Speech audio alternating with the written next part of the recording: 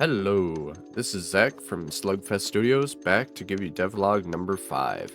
Today we'll be going over some werewolves and some combat UI overhaul slash changes, few bug changes, few switches on certain things.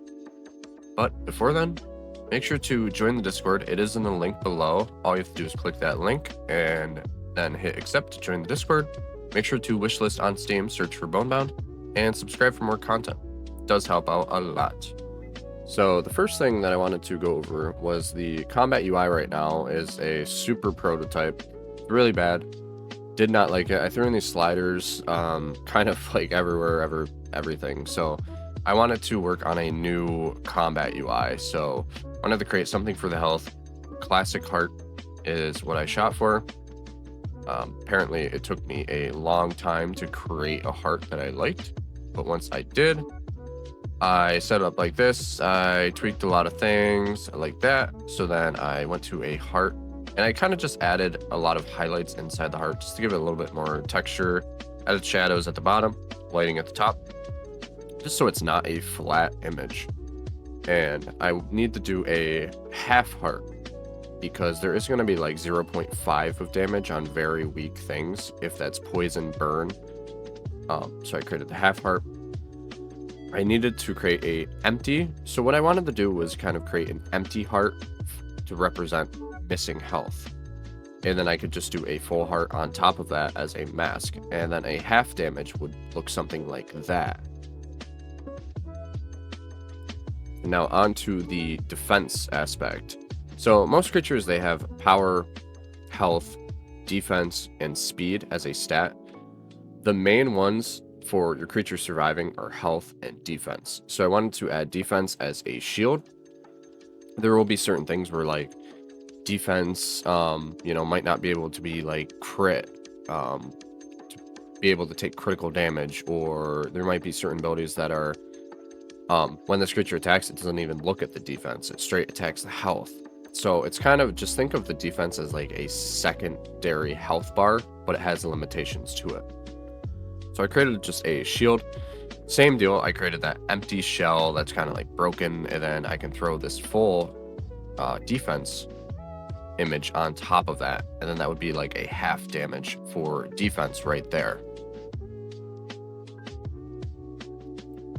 And now that we whipped up those, we can insert them into the game. So I have my old image right here of the combat UI. And I can switch all that over and boom, it looks more something like this. I want it to be easier for the player to read the stats. So you have the power in the left corner. Next to that is speed. Then you have effects. Then in that empty part where the +2s are is where the empty shells or like the maximum health or shields will go in. Then something like that. This is what I kind of defaulted towards. I like this a lot better.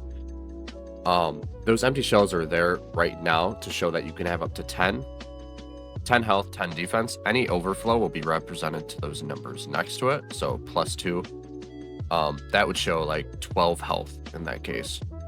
Then this is actually being shown in combat. So 1 out of 2, 1 out of 2.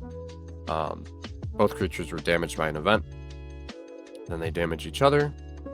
Then you can see that where it has those empty shells, it depletes. Now right now it's the player's damage gets reduced, then the enemy's damage gets reduced. So then they both die. All those empty shells are gone.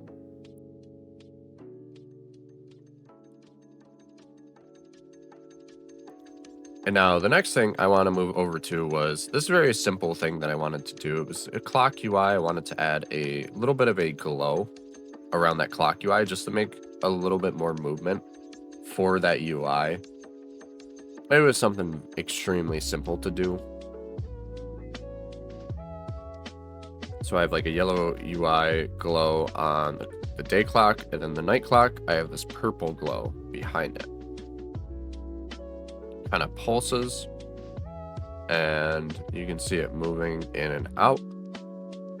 And then even when it changes, so then it will change the color when it goes from night to day. Vice versa, if it goes to day to night, it changes the color. Just a quick little thing I wanted to add in. And now the next thing is just showcasing where I have a Google Doc where it has all of the ranks. So now I actually filled out all of this. Boom, magically filled all of it in within a second. But I have all the rank zeros, the rank ones, the rank twos, the rank threes, and the rank fours.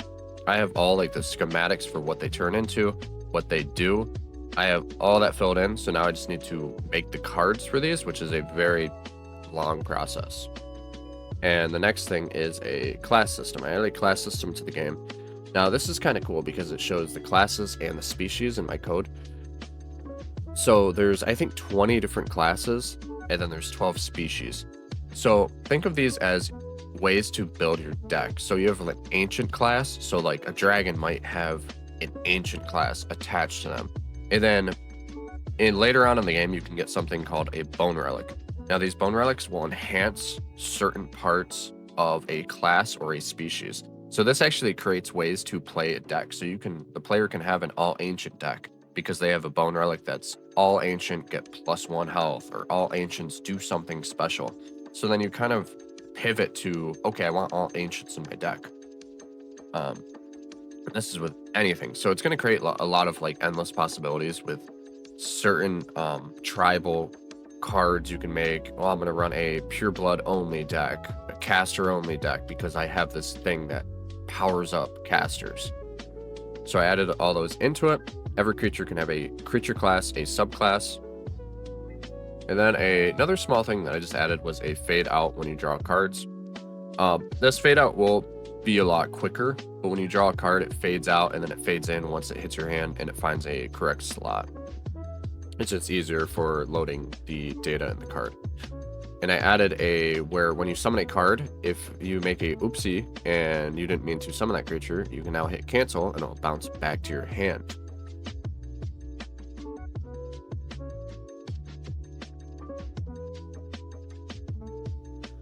And now the next logic I wanted to add was the werewolf logic to the game. I have werewolves as a creature where they have a day and night form. So this actually changes with the clock. So I added a animation where it changes, and then I added the smoke little image on top. Whenever a creature transforms into their night creature, that image will play on top of the card if they're on the battlefield. So then once it hits day, it will swap back and play that same image.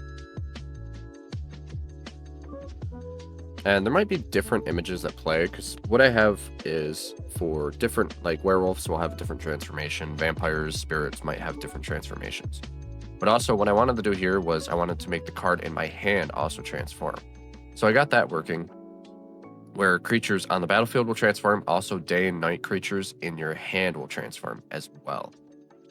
And I had to make it where it transfers the stats, it transfers everything over. So it was a lot more than what I thought it would be. But I do have it in a spot where pretty much all creatures will always transform. I even have it where the deck knows what time of day it is. So you'll draw that specific card if it's nighttime and it's supposed to have that nighttime transformation. You actually draw that specific card. So I have it where it shows the correct stats when you inspect it. And you can do this for everything. They're actually their own cards. And yeah, it turned out pretty nice, where day creatures will actually like follow this rule that I made, where day creatures during the day, night creatures during the night.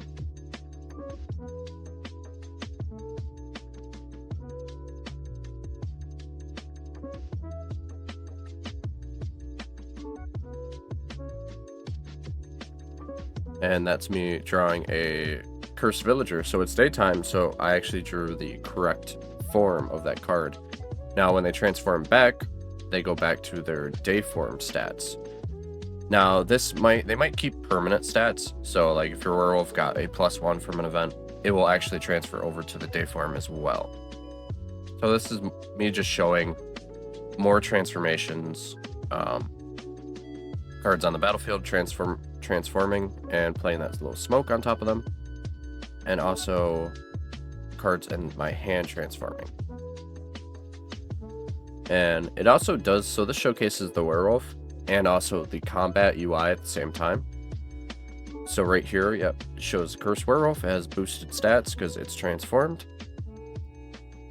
And yeah, you can see the combat UI with the Werewolf UI slash system working at the same time. It's kind of nice.